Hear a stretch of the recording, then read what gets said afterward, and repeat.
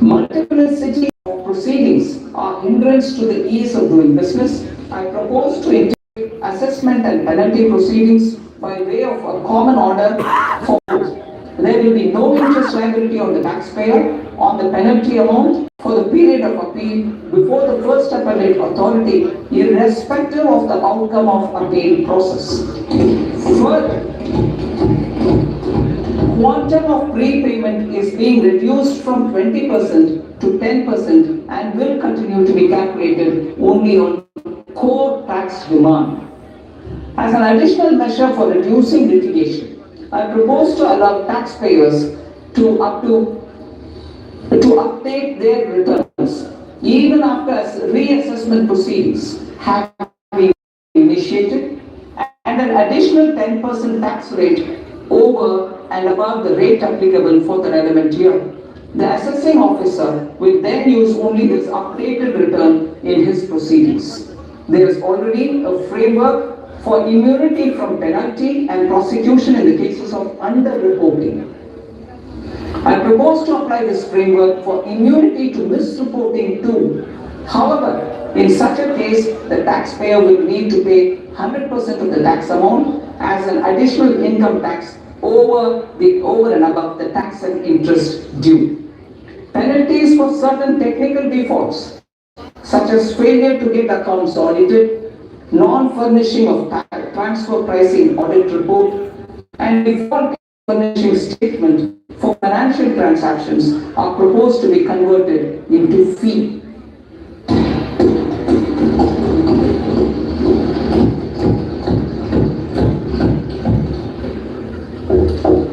I propose to rationalize prosecution framework under Income Tax Act while maintaining a careful balance for deterrence in some serious offence.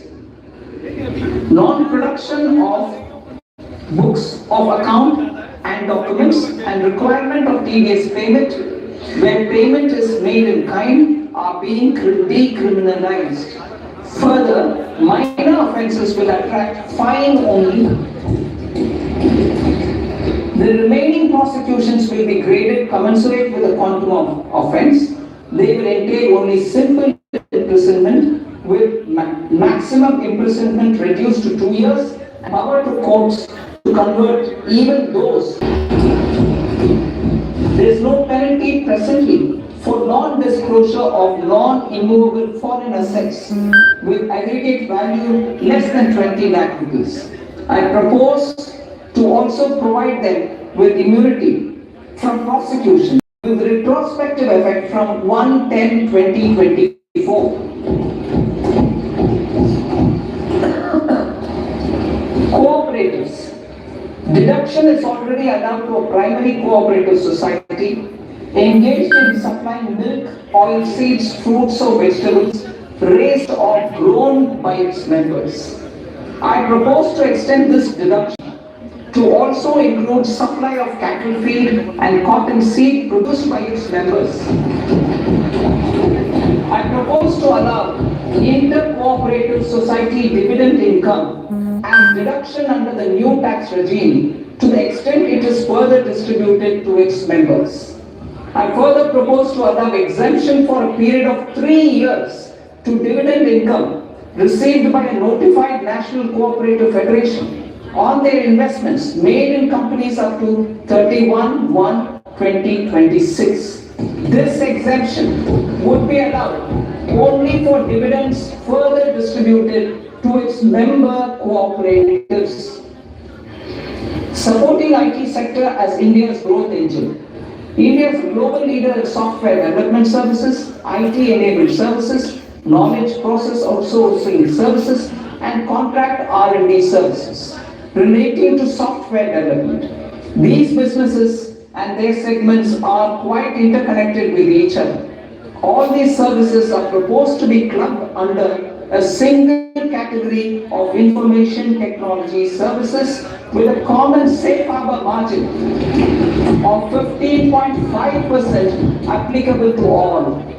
The threshold for availing safe harbor for IT services is being enhanced substantially from 300 crore rupees to 2,000 crore rupees. Safe harbor harbor for IT services shall be approved by an automated rule-driven process without any need for tax officer to examine Information Technology Seva. application. Once applied by an IT services company, the same safe harbor can be continued for a period of 5 years at a stretch at its choice.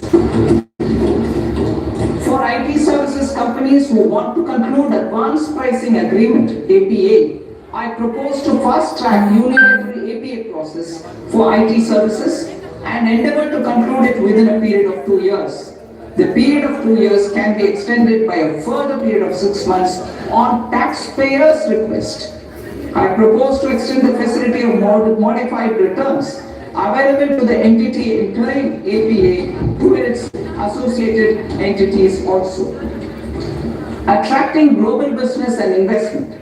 Recognizing the need to enable critical infrastructure and boost investment in data centers, I propose to provide tax holiday till 2047 to any foreign company that provides cloud services to customers globally by using data center services from India.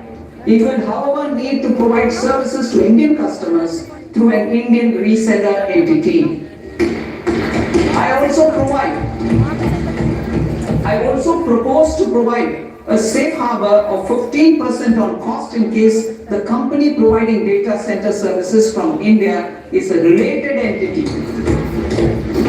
To harness the efficiency of just-in-time logistics for electronic manufacturing, I propose to provide safe harbor to non-residents for component warehousing in a bonded warehouse at a profit margin of 2% of the invoice value.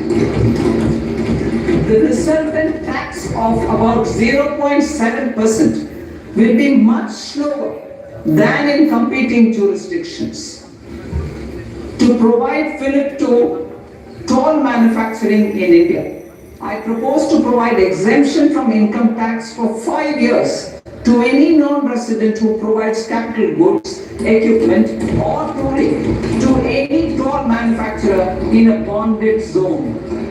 To encourage vast pool of global talent to work in India for a longer period of time, I propose to provide exemption to global, non-India sourced income of a non-resident expert for a stay period of 5 years under notified schemes. I propose to provide exemption from minimum alternate tax, the MAT, to all non-residents who pay tax on presumptive basis. Tax administration. I propose to constitute a joint committee of Ministry of Corporate Affairs and Central Board of Direct Taxes for incorporating the requirements of income computation and disclosure standards, the ICDS, in the Indian Accounting Standards in AS itself. Separate accounting requirement based on ICDS will be done away with from the tax year 27-28. To support Prime Minister Modi's vision of homegrown accounting and advisory firms to become global leaders, I propose to rationalize the definition of accountant for the purposes of safe harbor rules. Other tax proposals. Change in taxation of buyback was brought in to address the improper use of buyback route by promoters. In the interest of minority shareholders, I propose to tax buyback for all types of shareholders as capital gains. However, to